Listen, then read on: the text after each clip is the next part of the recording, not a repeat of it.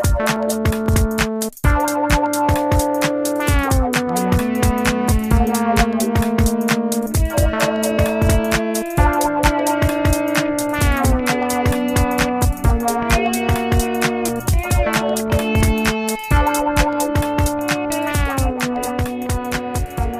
now to sail to adventure. Oh boy. With HobbyLink Japan's Toy Tengoku. I'm Ardith. I'm Robin. And we are here to have episode 2 of the continuation of our One Piece adventure. One Piece With extravaganza. some neat new One Piece items that have come out. Now last time, in part 1, we started with the Going Merry, which turned out to be much, much more than you would think just from looking at the front of the box, as we had done. On this show, we get to take things out of the box, and so once we got the box open, and we went, like, ack! aha! Look at all these pieces. This is going to take more than the time we have for one episode. So, in the meantime, I have gone ahead and put Going Merry together. So we're going to be looking at the Going Merry, and we're also going to be looking at a couple recent entries in the Figuarts Zero line. These are 2 recent arrivals in the Bandai Figuarts Zero lineup. Now this one here, Nico Robin, this is actually a restock. This figure originally came out in November of 2011, and we sold out of it just like that. And because Bandai kind of went, oops, we didn't make enough to satisfy demand, did we? They're good at that. They very kindly made us some more, and we've got Robin back in stock again. And although I do feel a little self-conscious talking about somebody with the same name as I have, we will be talking about Robin here. And then we're also going to be having a look at everybody's favorite Portgas D Ace. He's hot. He's hot. In many different ways. So we're going to be looking at that too. So one guy and one girl today from the world of One Piece. Well, how about we go ahead and start with those? Okay, that sounds good. All right, ladies first today. So we're going to start with Nico Robin. Here she is. This is as she appeared in the New World arc, in her new outfit with her hair slicked back and her sunglasses and her long tropical print skirt. She's mounted to her base here. I'm just going to go ahead and turn her a little bit so that TV's Ryan can get a good shot of her and appreciate that fabulous figure of hers. As Ryan noted, my goodness, that's a low-cut skirt.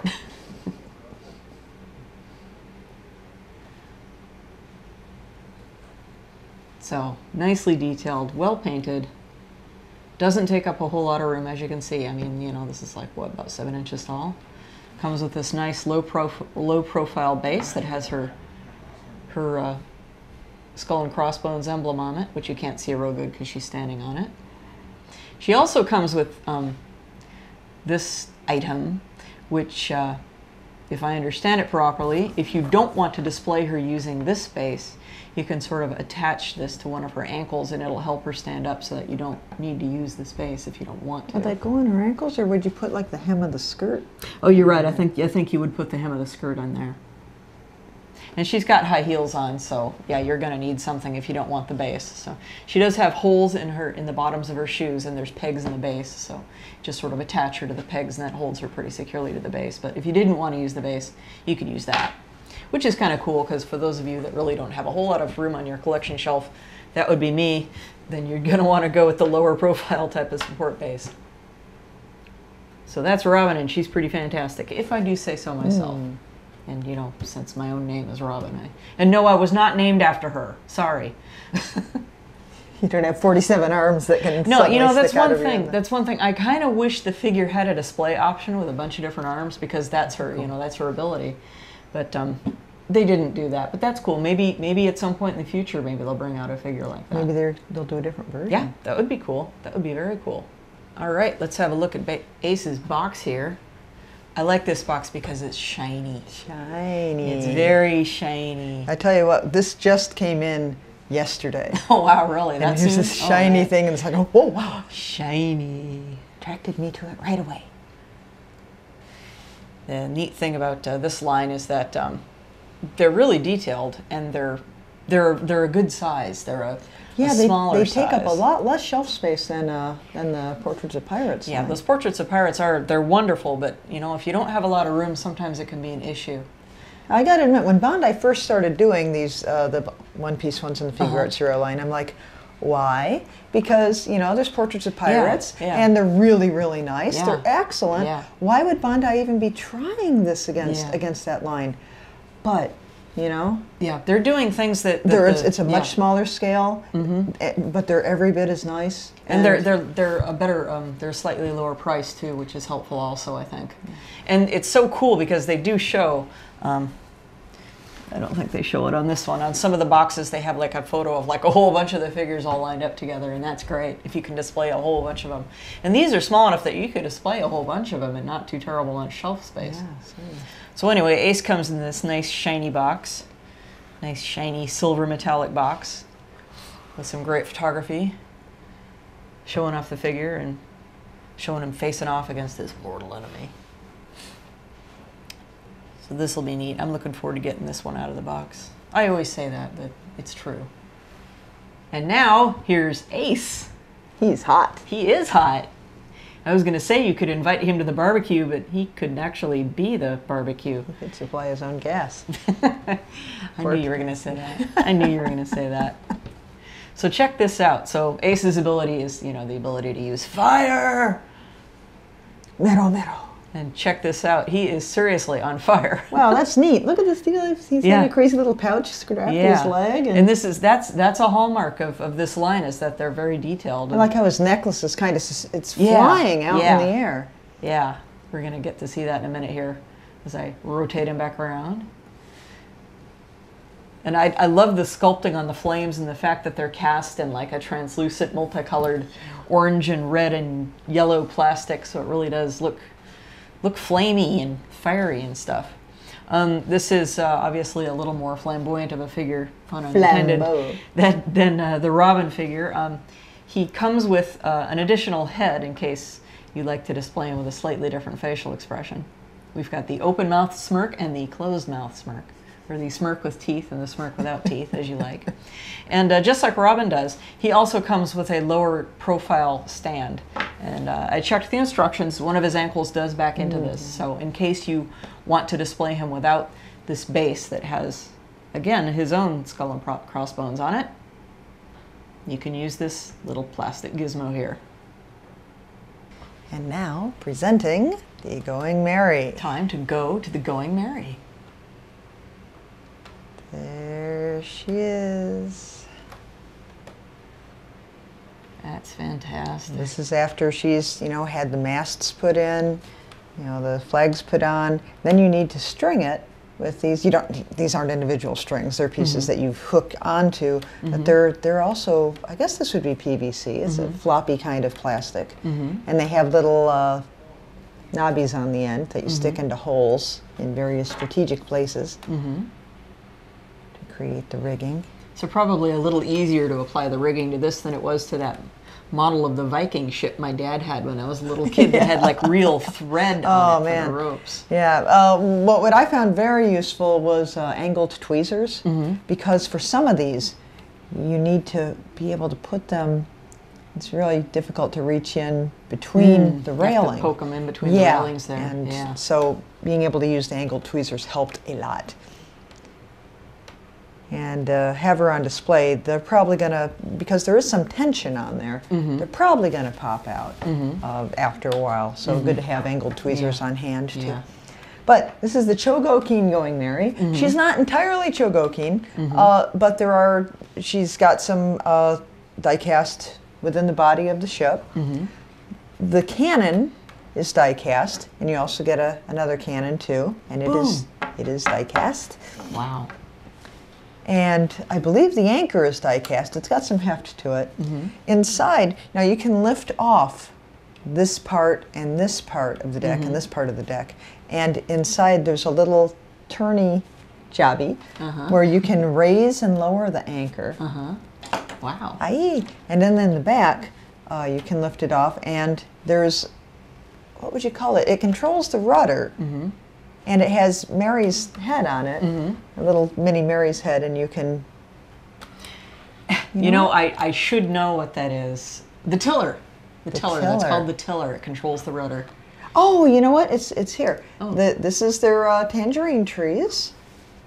but the tangerine trees lift off. You can see. You can see inside. You can see inside. And there's the tiller. I bet if you move the rudder with your finger, you can show the tiller moving. Do, do, do, do, do, do, do, That is so cool. do, do, do.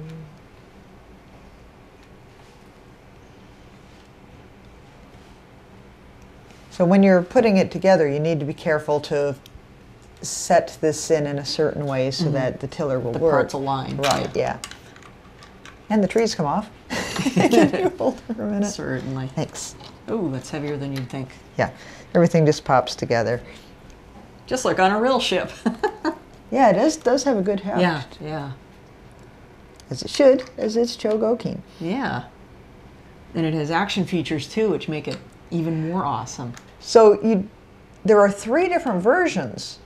Well, it's all the Going Merry, but it's at 3 different stages of her journey. Yes. And this is the regular Going Merry, and that is how I built her, because that is how I like to remember her. Yes. But you can also, well, first you can make changes within just what you can have the mainsail furled. And so you would remove this, and then this would hook onto there, so you can have it furled. You can add wings. Wings. Which was when she got to fly. And there is a separate Merry head. Oh, I didn't pull it out, but there is a separate Merry head with a little chicken comb on top. And I wondered what that was. Yeah, the head is removable, and you could have the different head on there. And then there's right near the end where this front part can pull down, and you can change out the decks, have damage on the decks. And here's the mast after it's been patched together after a lot of damage. Wow. Yeah, so you can, bust it up. Oh, man. Yeah. And you can have her going down. Here's where you can connect the busted up decks onto that. You can have her going down. There's some more pieces still in here that haven't taken out yet, but you can also change the stand. This part of the stand switches out so that when you have the version, the last we see of Merry with her, is this the bow or the stern? The bow. This is the bow. The We bow could is have the the front. bow broken off and hanging down, and there's a different arm you can fit into here to support that Oh, cool. hanging down. So yeah, and Wow. they have included, as part of the scene for when Merry goes down, they have included figures of Luffy and the crew, and they fit into these boats. Now these are PVC, so they have some give to them. Now these characters have very skinny ankles, so you have to be very careful. It's not like ABS, which is firm and you can just pop right in. These are PVC They with have some flex give. to them. Yeah, so it takes a little bit of working at to get them on there. So I've only put on the ends. Your Chogokin down on the end, and so if Merry was burning, and all busted up. These are painted so that the light from the fire is lighting them up, but in back,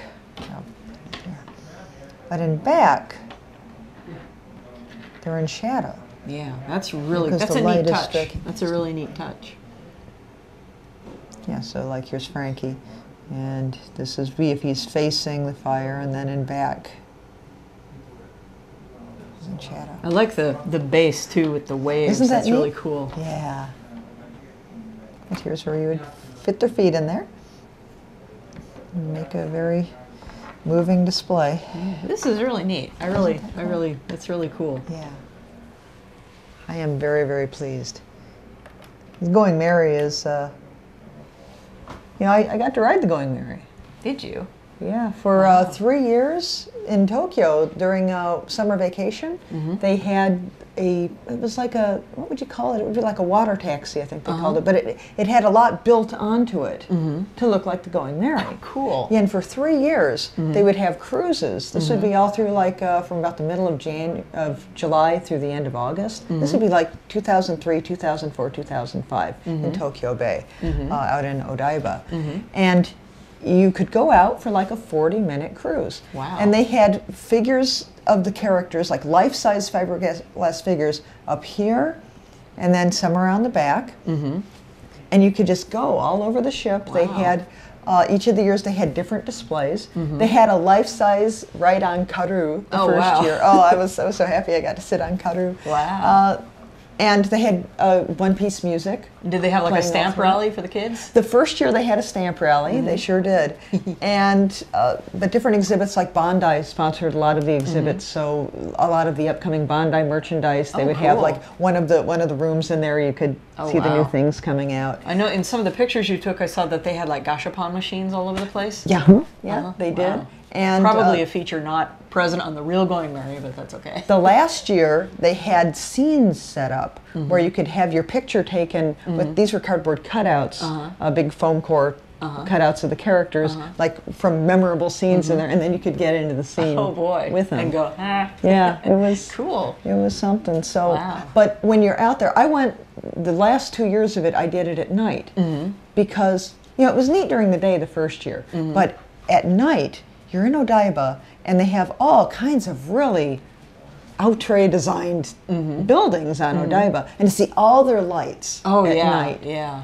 And to be out there at sea, you know, and the water is, you know, the mist. It's kind of a different feeling at night. It is. It really is. And it's like, at night, you don't really realize so much. Yeah, we're in Tokyo Bay. Yeah, it's we go out under the Rainbow Bridge. Exactly, exactly. And to have the music going, and everybody is there because they love One Piece. So it kind of makes you feel like you're actually in a One Piece episode. It was really. I'll never forget it. In the last year, the main mast up high, it was almost within reach. You know, it wasn't like way up there, but it was low enough that you could see it, but not high enough you could do anything to it, was Eiichiro Oda, who's the mangaka, the creator of One Piece, had drawn Luffy. And it was there, posted on the mast. Oh, cool. And you could see, wow, he really drew that. Wow. It was so... And didn't you tell me that Mary's head was like, had the metal especially patch around the neck? Especially as you were boarding, you could see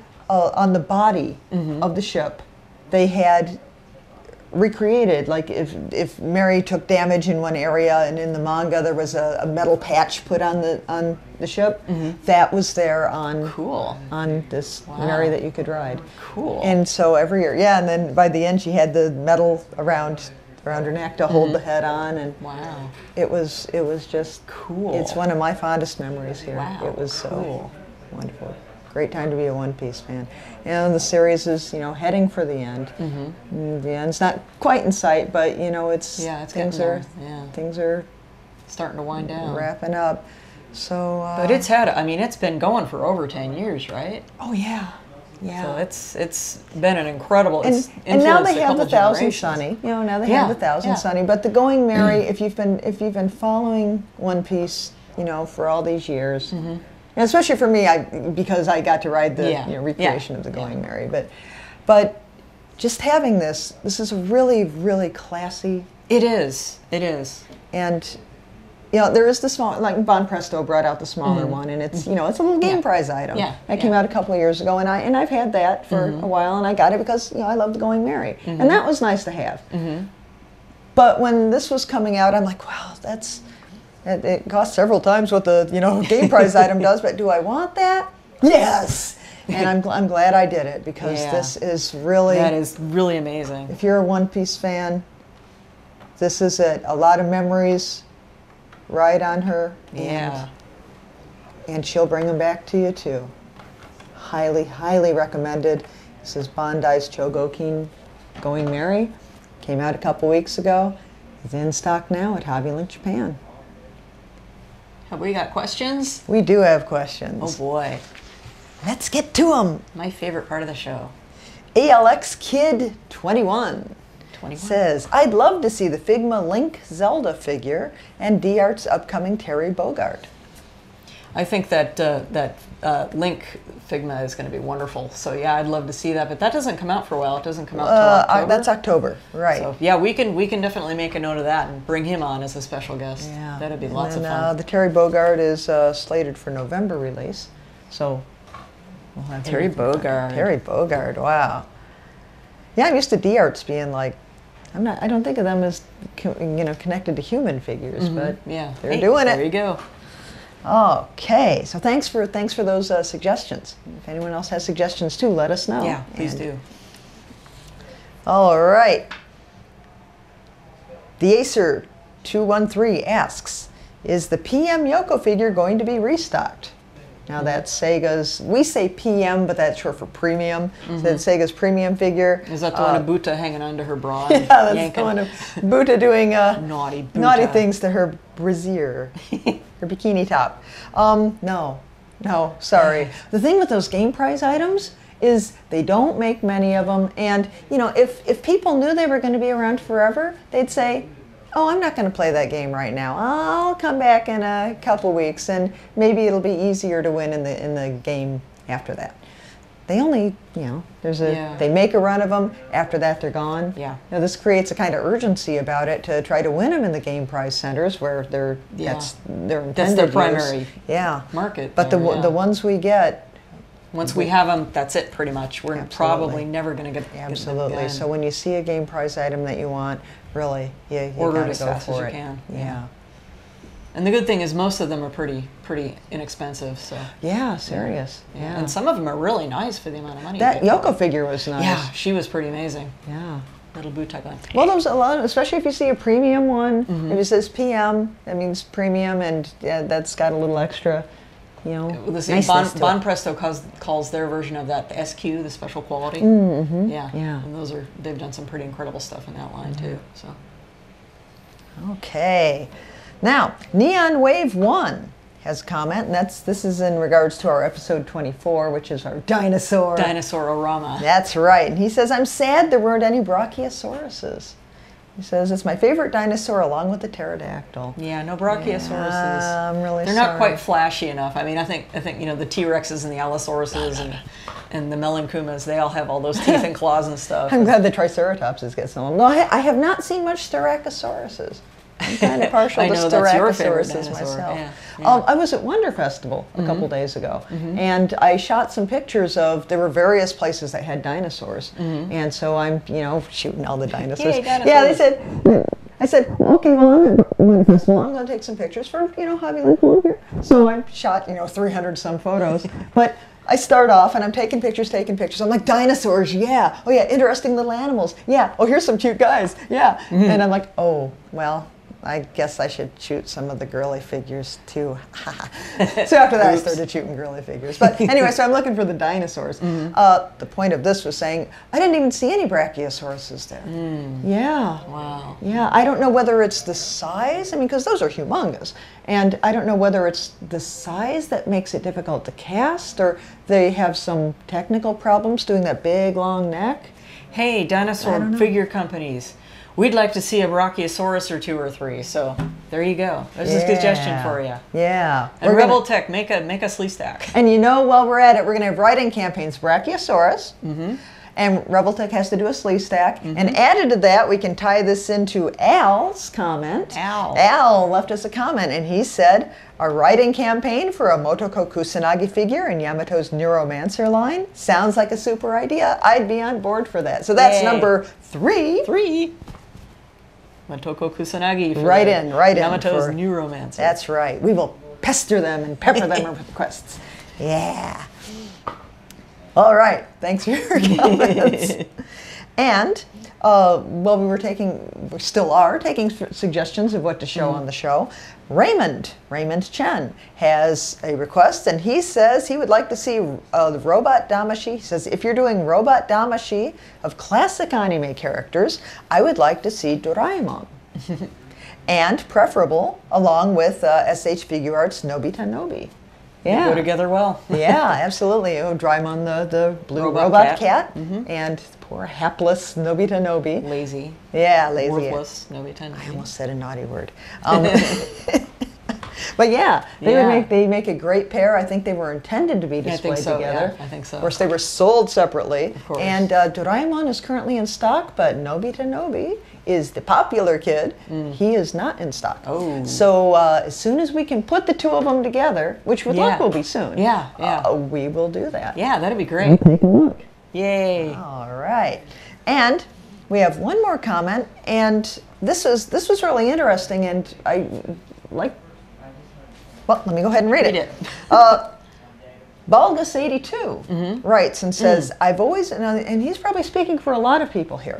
He says, I've always wanted to collect some of these types of figures. Now, this is in response to when we showed a lot of, this was after we showed... Mami Tomoe. Yeah. Yes. Mommy-chan. Mami-chan. Mommy-chan, I'm your biggest fan. He's her biggest fan, and he's back. Balgus says, I've always wanted to collect some of these types of figures, and most of the ones I've found are girls in skimpy clothing. I think that's because most of the ones produced are For guys. girls in skimpy Girls in clothing. skimpy clothing, Yeah. yeah. Is there any chance you can showcase a couple boy figures of similar quality to figures like the Mami Tomoe shown in this episode that I can display without seeming pervy? The female figures are beautiful, but as a guy, I don't feel like I can display anything like that out in the open.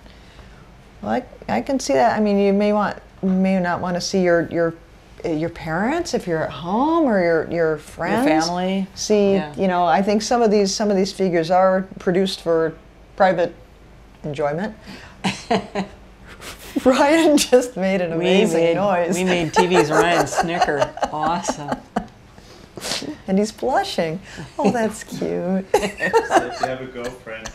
If you have a girlfriend, yeah, that can be problematic too. I understand. Yeah, I mean the girlfriend may not approve of the figures. She'll say, "What's that figure have that I don't have?" Big plastic boobs. Oh, did I say that? Oh my God. Yeah. So, but yeah, when you say asking if we can showcase a couple quote boy unquote figures, I'm thinking that may not mean figures of boys. And more's the pity. I know you would like to I display know. figures I of would boys. like to see more boy figures. I have figures of male characters. Yes. Male characters. They can be found if you. Yeah, but I'm wondering, when you say boy, do you mean like ratings? Like things that would be more for enjoyed, when I mean ratings, like when I'm used to looking, because we check in the stock at HobbyLink and write up the things, I'm used to looking on the box to see whether we need to put an adult notice on there, because we aren't supposed to open the actual things, which is why we enjoy doing it so much on this show. But for a boy figure, that would be something that doesn't say 18 and up only or 15 and up only. Yeah. Something that would be more of a, what would you call it? Platonic wouldn't be the way to say it, more of a platonic. Not necessarily a pinup sort of thing. Because you like the character and you don't like her because she's a sexy girl in a tight costume. Because of her attributes. Because of her attributes. Because of her physical attributes. Yeah. You like the character because it's a more of an, is innocent the way to put that? More of an innocent kind of enjoyment? Just you like the character, so you would like to have something of the character and not of the character undressed. Yeah, yeah.